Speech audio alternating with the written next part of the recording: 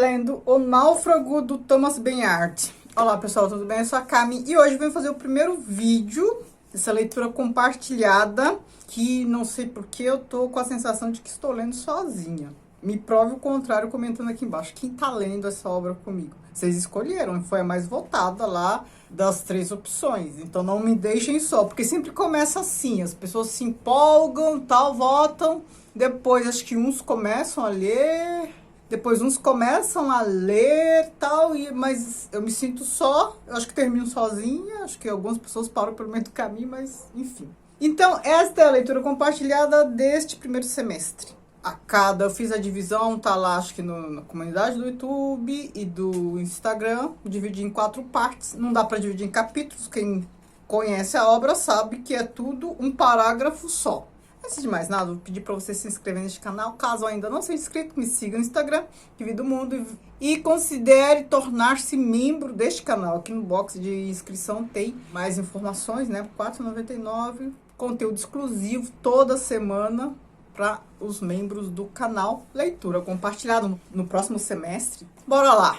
Assim que comecei a ler essa obra, assim, lá pela 3ª, 5ª página, percebi que fazer 4 vídeos sobre ela seria bobagem, né? Bastava um vídeo só depois, ao terminar.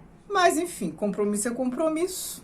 Está aí nas leituras compartilhadas, eu vou fazer 4 vídeos sobre ela. Então, assim, serão vídeos curtos. E eu vou procurar comentar aqui trechos que no começo eu acho que eu nem destaquei muita coisa, mas para a segunda parte que eu andei destacando mais, porque no começo eu estava me ambientando. O que temos aqui?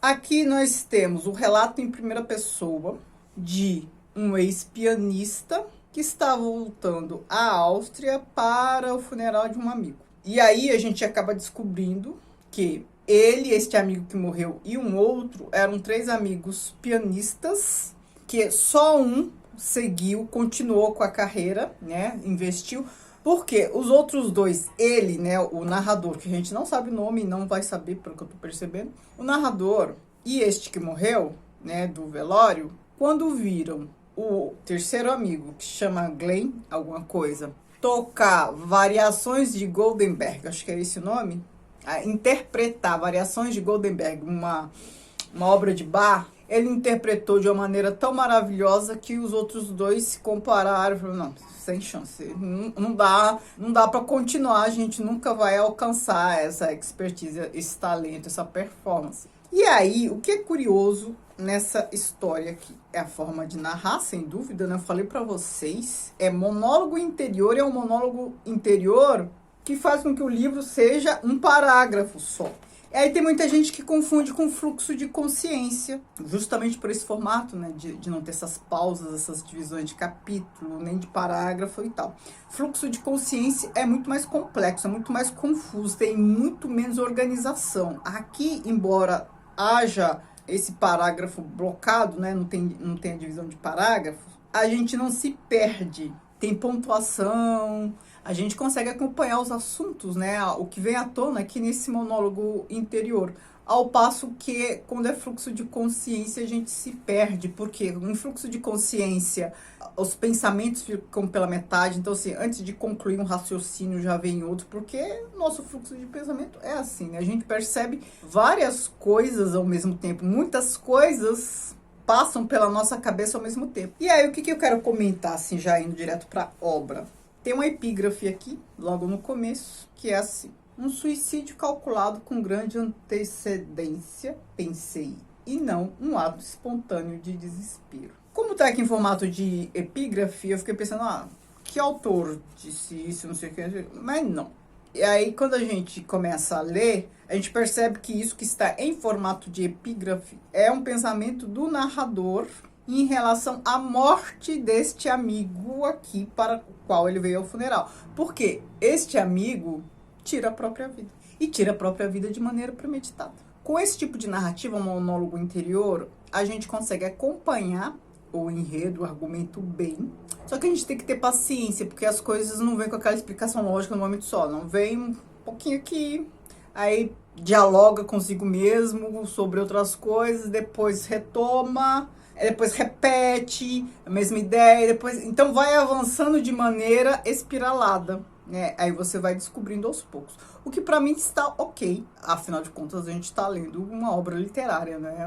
Uma lauda de texto jurídico ou qualquer outra coisa. E aí ele começa assim. Eu quero ler só o primeiro parágrafo, que é bem curtinho. Não, os dois primeiros, né? Mesmo Glenn Gould, que é o amigo pianista lá, o virtuoso do piano, nosso amigo e o mais importante virtuoso do piano deste século, não passou dos 51, pensei, ao entrar na pousada. Ou seja, a gente já sabe que tem um amigo ali, esse famoso, que morreu por volta dos 51 anos. E ele começa a narrativa assim, mesmo Glenn Gould, a estrutura sintática que nos revela que é tipo uma continuação de algo que ele está pensando, só que ele está iniciando o livro, né?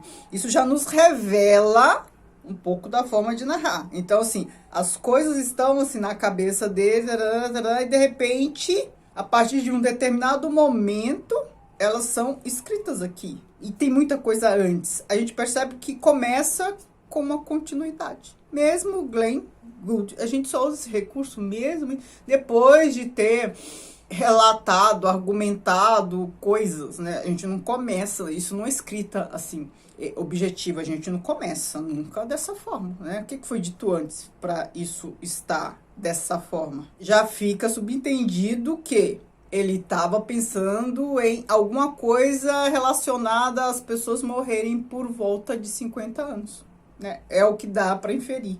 E aí o outro parágrafo. Só que, ao contrário de Wertheimer, que é este amigo que morreu, para qual ele foi ao funeral, ele não se suicidou. Teve, como se diz, uma morte natural. Então aqui a gente não sabe ainda o que está em questão, a gente só sabe que é um amigo ali virtuoso do piano e o outro ali se matou, mas a gente não sabe quem é o narrador, por que ele está falando isso. Então a gente já chega assim com coisa faltando. E aí a gente já descobre que o Wertheimer tirou a própria vida. Aí a gente já liga isso à epígrafe. E aí o outro parágrafo a gente fica com dificuldade de associar, porque os dois primeiros têm uma conexão. O terceiro não tem. Ele fala assim, ó: 4 meses e meio em Nova York e sempre as variações de Goldenberg e a arte da fuga. 4 meses e meio de Clivers, não sei falar esse nome, como dizia Glenn Gould, sempre e somente em alemão. A gente não sabe do que ele está falando. Então, a gente sabe que ele está falando de música, mas a quem ele está se referindo? Não dá para saber. Aí fica esse parágrafo aqui solto.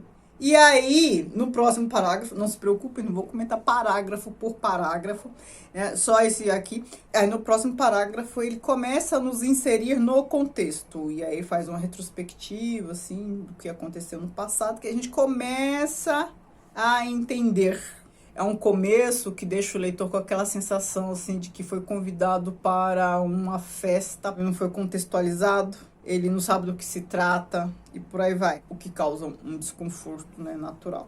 Aí o narrador, tem uma parte que o narrador fala assim: eu mesmo, assim acredito, tocava ainda melhor do que Wertheimer, este que se tirou a própria vida e está aí objeto do funeral. Mas jamais seria capaz de tocar tão bem quanto Glenn. Foi por essa razão, ou seja, por um motivo idêntico ao de Wertheimer, que da noite para o dia desisti do piano. Eu tinha que tocar melhor do que Glenn, mas isso era impossível. Estava fora de questão e por isso abandonei o piano. Então, pelo que fala aqui, dá a entender que ele não poderia perder, como se fosse uma competição. Eu tinha que tocar melhor que o outro. Se eu não conseguir ser melhor que o outro, eu nem vou perder meu tempo continuando. Ele estudava, não era para si. Parecia que estava num campeonato esportivo, né? E aí a gente começa a perceber a personalidade, o caráter do narrador. Mais adiante, a gente começa a perceber outras nuances, a gente começa a associar as coisas, a perceber. E aí ele fala, o narrador fala que por várias vezes pensou em tirar a própria vida, mas não fez. E aí ele vai alternando, fala um pouco de um amigo, um pouco do outro. E aqui a gente percebe que o título do livro, O Náufrago, se refere a este que morreu, né, que tirou a própria vida. E o Glenn chamava o narrador deste livro de filósofo e o Wertheimer, né, este que tirou a própria vida, de náufrago. E todas essas características a gente vai somando aos poucos, né? Tenham cuidado com esse tipo de narrativa, porque as coisas vão aparecendo assim muito aos pouquinhos, de maneira muito pincelada. E se a narração, né, é em primeira pessoa, a gente pode também submeter este narrador a um crivo, né? É confiável? O que ele está falando que é assim o assado, da forma como apresenta, há outros elementos que podem nos fazer interpretar de uma outra forma?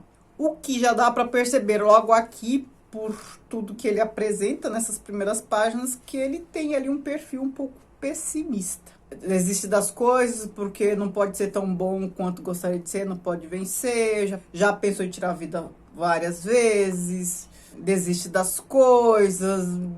A gente vai percebendo que ele não é uma pessoa empolgada. Mas vamos aos poucos. Me digam aí o que vocês estão achando dessa obra, quem tá lendo comigo, por favor. Se manifeste, eu vou adorar saber. Muito obrigada, beijos e